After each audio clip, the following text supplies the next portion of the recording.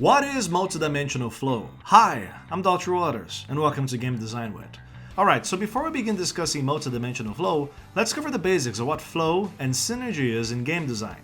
We need to have a strong foundation of these two concepts before we can dabble into multidimensional flow.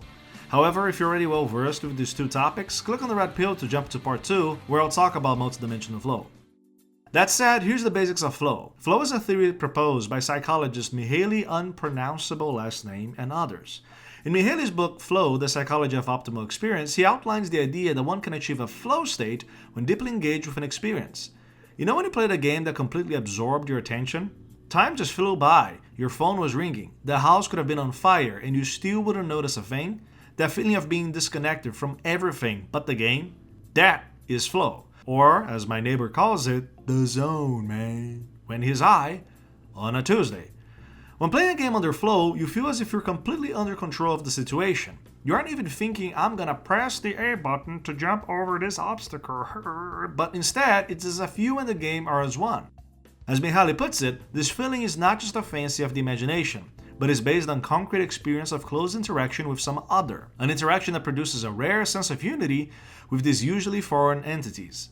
During the long watches of the night, the solitary sailor begins to feel that the boat is an extension of himself, moving to the same rhythms towards a common goal.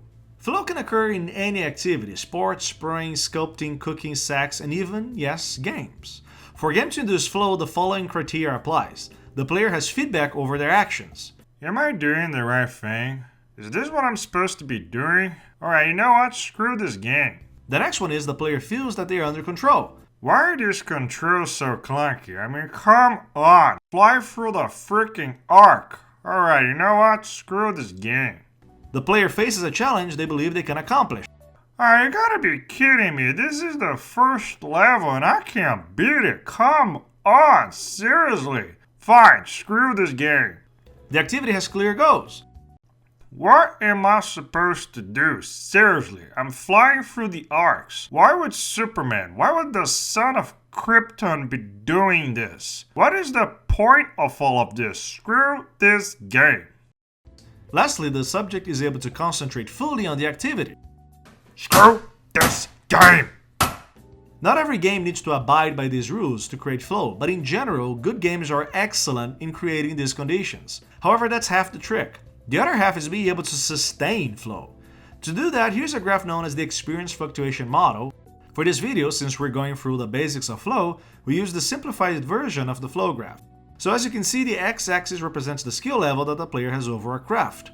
The y-axis represents the challenge level that a given task proposes. So let's say your grandma just took all her Ritalin at once and said, "I'm a climb Mount Rushmore." Obviously, this is an extremely challenging thing for your grandma to do, maybe because she's a bit ill-prepared for it. But once her Ritalin wears off, she'll be like, "Okay, I'm gonna go back to my seat now." That's because she falls in this area of the flow graph, of anxiety, since one believes they're facing a challenge much greater than what they can achieve. Now let's assume I told you to open up a book. And once you do it, I would be like, "Alright, congratulations, you just won the book opening game." You're probably going to think that's a really silly game, and rightfully so. That's because this game falls in this area of the graph, where your skill greatly overcomes the presented challenge, leading to boredom. You see, people enjoy a challenge that's almost out of reach, but not too far. They need to believe that they can actually get there if they put their minds to it. When a game manages to do this consistently, that's when it creates and sustains flow. It's when games remain in the safe area, which I call the flow curve, that they keep players engaged. So let's exemplify all of this with a game, in this case Super Meat Boy, because I love Super Meat Boy. Seriously, you should totally play this game if you haven't already. So, right in the first level, assume the player is a blank slate, that is, they have no prior knowledge of anything about this game, or its level, mechanics, nada. This means that they're starting right here in the flow curve because their skill is minimal with the game. So the first level comes along and forces the player to jump in order to explore it. Once they reach Princess Peach, Bandage Girl, they're done with the level. This means that so far, the player has learned the basic controls of the game, jumping, and that to finish a level, they need to rescue Tootie. Zelda, Bandage Girl! Okay, going back to the flow graph. The challenge, which is jumping over obstacles, is simple because the player is still learning the game. That's okay because this is the first level after all. Since the player's skill still equates to the presented challenge, their experience still falls within the flow curve. On the second level though, the player has to learn how to wall jump to save Garnet. The challenge continues to gradually increase as the player still learns how to maneuver Meat Boy.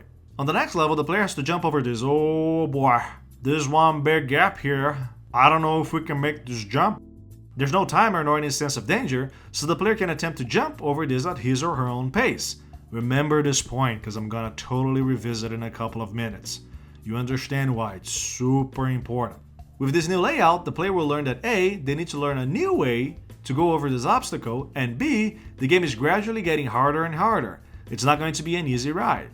So this level design forces the player to learn how to run as well as to jump while running.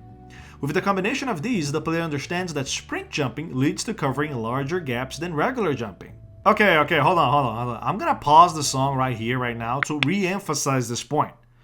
The player combined two previously known elements, jumping and running, to create a new one, sprint jumping. That's called synergy. Although that seems like a useless word people like to include in business meetings and such, it turns out it's an incredibly powerful component of game design. Great games do this all the time, because this is what makes users say, "Oh, I get it now. I just had to think for a moment." All following levels use this process of teaching A, then B, then synergizing C, such as the case with learning how to sprint while jumping, avoiding holes, while jumping over holes, avoiding saws by wall jumping, destructible terrain, while gliding over destructible terrain, and so on. As the game progresses to teach new techniques, it gradually produces new challenges so that the player's skills evolve over time. Think about it for a second. Had the game started on the big hole level, for example, the required skill set would be disproportional to what the player has experienced so far, taking them out of the flow curve. Then you go to the last level in the stage and the first boss shows up with a giant robot chainsaw thingy. And he's like, "Oh, you think you got this, homeboy?" And immediately starts walking towards the player. Now, unlike every previous level, you're not allowed to stand still. This design means that everything the player has learned so far is put to the test in a challenging environment. Because of the boss, all the skills the player has learned so far are now under synergy, since they're all subject to a timed element. This is flow construction at its best. So that's the crash course in flow theory and synergy in games.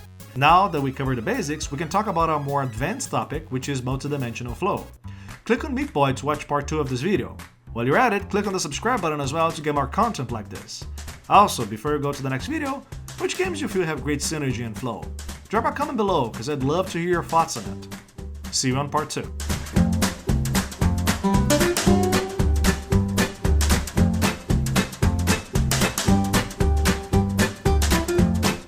Well, Grandma, I guess I was wrong. You really did climb Mount Rushmore. I guess you can accomplish anything you set your mind to. Straight up G, gangsta.